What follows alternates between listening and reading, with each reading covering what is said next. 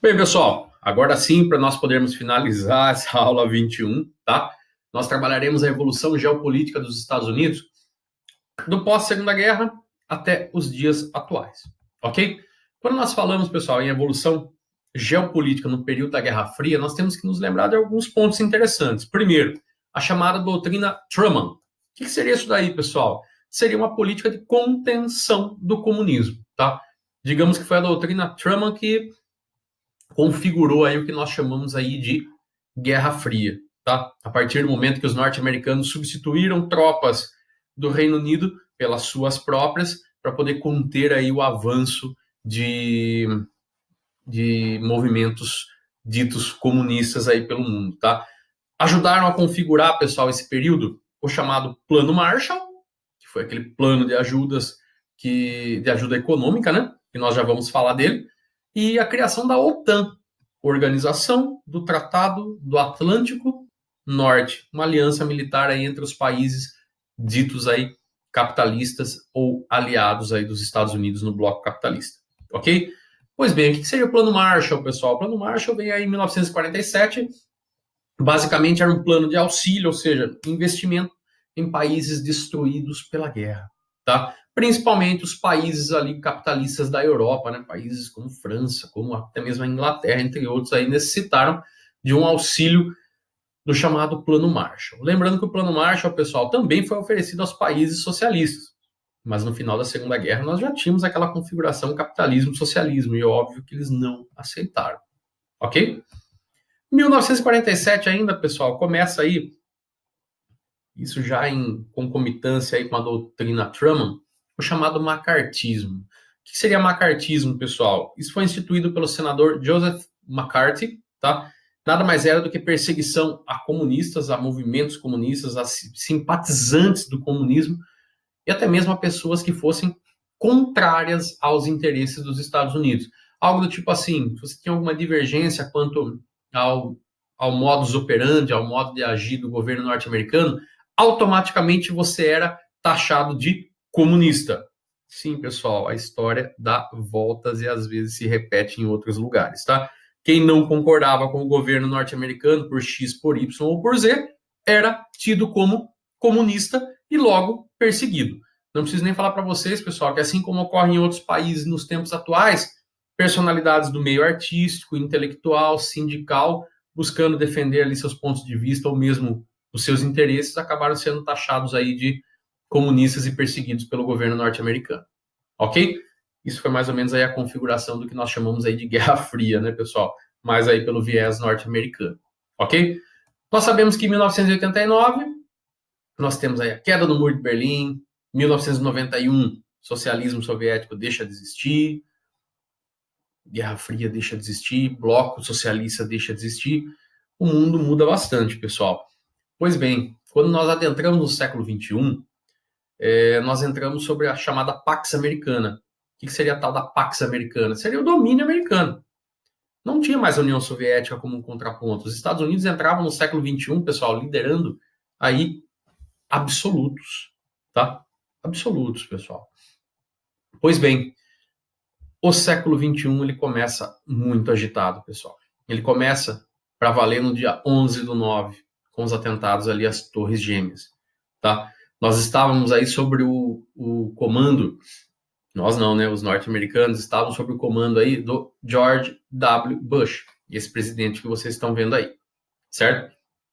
Pois bem, pessoal, Bush, com esses atentados, ele baixa uma doutrina chamada Doutrina Bush, ficou conhecida como Doutrina Bush. O que era isso daí, pessoal? Utilização por parte dos Estados Unidos de força militar de forma unilateral, isso significa que não dependeria da opinião de ninguém, nem da e a título preventivo. O que é isso?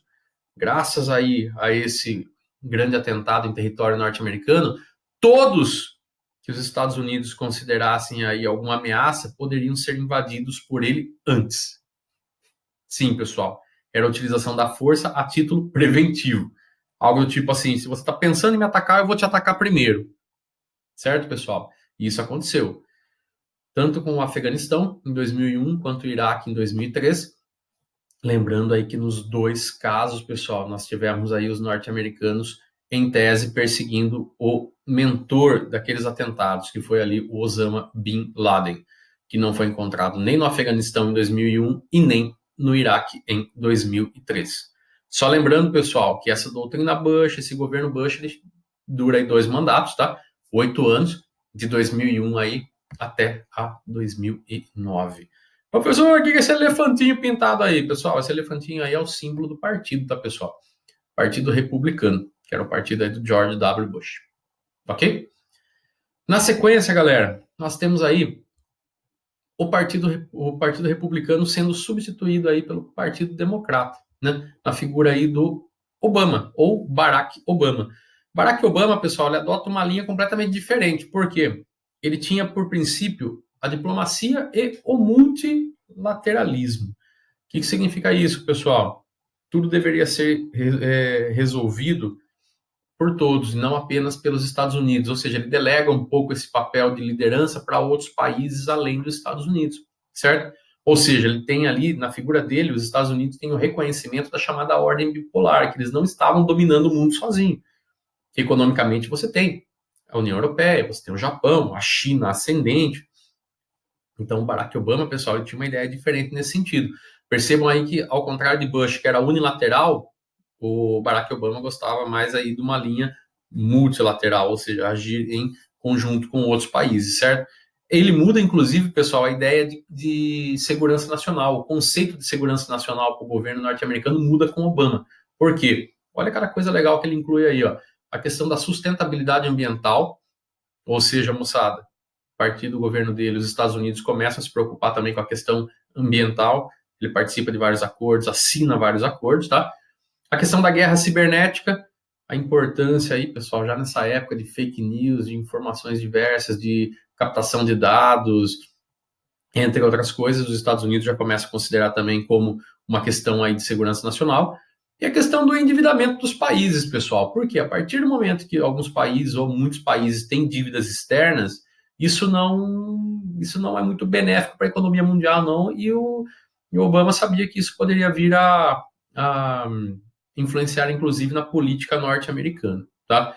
Então, a gente percebe o quê? Que da doutrina Bush, ou seja, do período do George W. Bush para o período do Obama, pessoal, que também foram 2 mandatos, eles mudam aí a linha de atuação, tá? Enquanto o Bush era mais incisivo, o Obama já era mais negociador, certo? Só que no finalzinho de 2016, pessoal, temos a eleição do meninão aqui, né? Donald Trump, né? Donald Trump também, Partido Republicano, tá? O Trump, ele entra, pessoal, com uma proposta completamente diferente. Por quê? Ele adota aí uma linha muito centralizada no próprio país, tá? Ou seja, é uma ideia de protecionismo.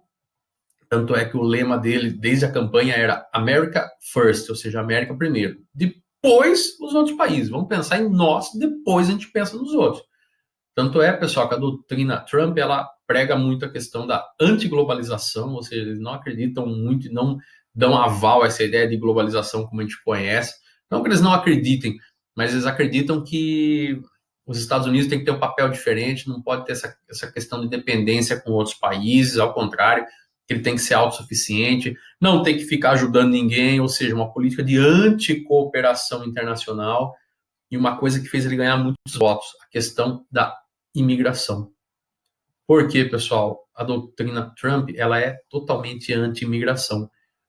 O Trump bateu a todo momento na campanha política dele contra os imigrantes, que muitos imigrantes estão lá pegando emprego do norte-americano, tá lá para poder gerar outros atentados terroristas, como foi o caso de 2001.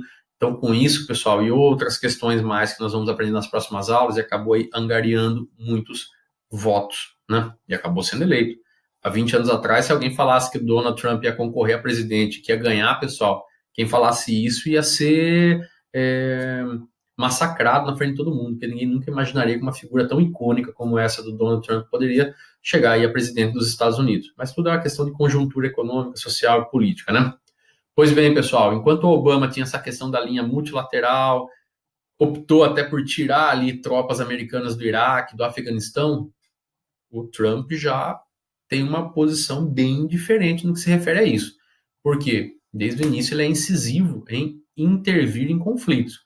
O conflito da Síria, ele deu os pitacos dele, o conflito de Israel-Palestina, cara, ele mal chegou no poder, ele já instalou a embaixada norte-americana que estava em Tel Aviv, ele passou para Jerusalém, cara, que é uma cidade em disputa entre os israelenses e os palestinos, tá? Então, desde o primeiro momento, ele já se posicionou, ele tem aquele jeitão dele mesmo, já se posicionou contra a Coreia do Norte, gerou até um grande imbróglio ali, até um princípio de revolta por parte do Kim Jong-un, que é o líder da Coreia do Norte. E agora nós temos esse ano novamente processo eleitoral, né, pessoal? Vamos ver o que será, né? Tá difícil de prever aí se ele vai conseguir a sua reeleição ou não. Pesa a seu favor o fato de que os norte-americanos nunca tiveram uma taxa de desemprego tão baixa. Ou seja, pessoal, com o Trump, a maior parte dos americanos conseguiram trabalho. Tá? Isso daí pesa muito na hora do processo eleitoral, tá? Mas pesa contra ele também essas atitudes aí muito unilaterais dele, essa falta de bom senso em alguns determinados momentos. Semana passada aí tivemos aí a morte de um negro por sufocamento por parte de policiais brancos. Isso é uma questão que, quando nós trabalhamos racismo nos Estados Unidos, nós vamos trabalhar nas próximas aulas, pessoal, vocês vão ver que é muito pesado, muito tenso. Ele relativizou, ao contrário, tá até xingando aí grupos de manifestantes. Então, é um presidente polêmico, então fica difícil de prever qual vai ser aí o resultado das próximas eleições. Ok? Agora sim, pessoal, a gente pode dar como finalizada essa aula 21, tá? A partir aí da aula 22, nós trabalharemos aspectos naturais dos Estados Unidos, assim como vamos trabalhar também população na aula 23, questões demográficas, e na aula 24 trabalharemos aí a parte econômica, ok? Abração para vocês, até a próxima, galera!